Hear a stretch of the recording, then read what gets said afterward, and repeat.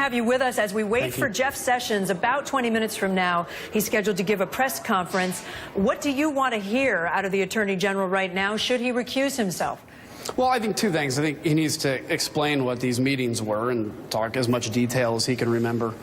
I think he should recuse himself, not necessarily because, admission of any kind of guilt, because as you've heard and you've talked about, I mean, literally we meet, I'm on the Foreign Affairs Committee, I meet with ambassadors every day, and I cannot tell you the number of ambassadors I've met with and who of them you forget after a while. Russian ambassadors too? Well, I have met with Russian ambassadors a number of years ago, yeah, and that's part of diplomacy. But I got to tell you, what the American people want is a bipartisan investigation. That's what I've called for through the intel committees, and I think any appearance of any conflict of interest is not in the favor of the administration. So I think it would be in Jeff Sessions' benefit to say, look, I didn't do anything wrong, or whatever he wants to say, and then, but I'm going to recuse myself because there are plenty of capable prosecutors in the DOJ to handle this. And I'm sure you just heard Senator Booker on with us a few minutes ago, Democrat from New Jersey, very strongly saying he believes that he ought to resign his position, that he believes that this has created distrust in the Attorney General of the United States. Have you lost any faith in him?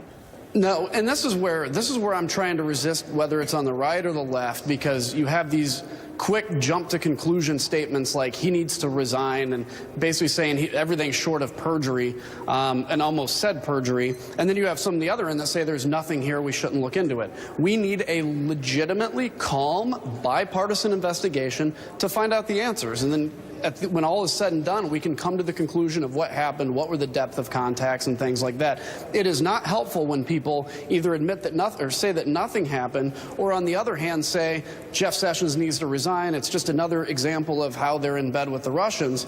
We got to be careful about that. We need real answers, and I'm trying to stop this from devolving into a big partisan food fight. Congressman, while I have you, you're a current member of the Air National Guard. You're an Air Force veteran. I want to play some sound from the president, if I could, from Virginia today. He wrapped up his speech a short time ago where he talked about rebuilding the military. Here's a bit of what he said.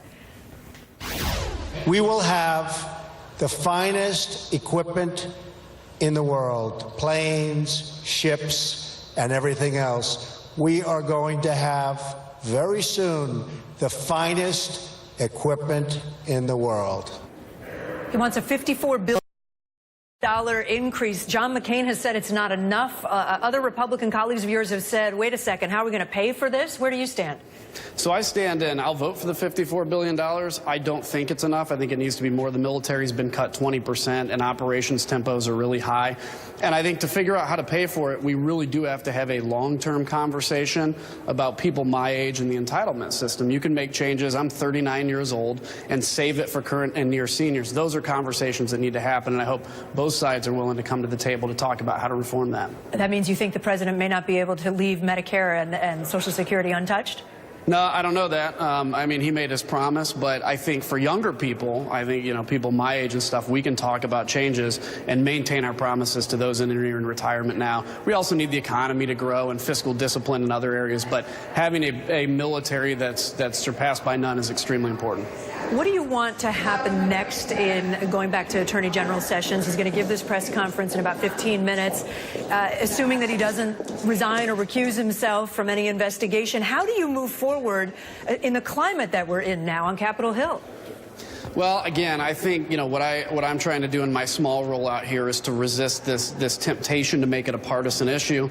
I think he does owe an explanation about what these meetings were. I'm not as convinced by saying you're at a party at the Republican National Convention. A lot of ambassadors go to that. The meeting in the office maybe deserves a little more questions, but I think he needs to explain that.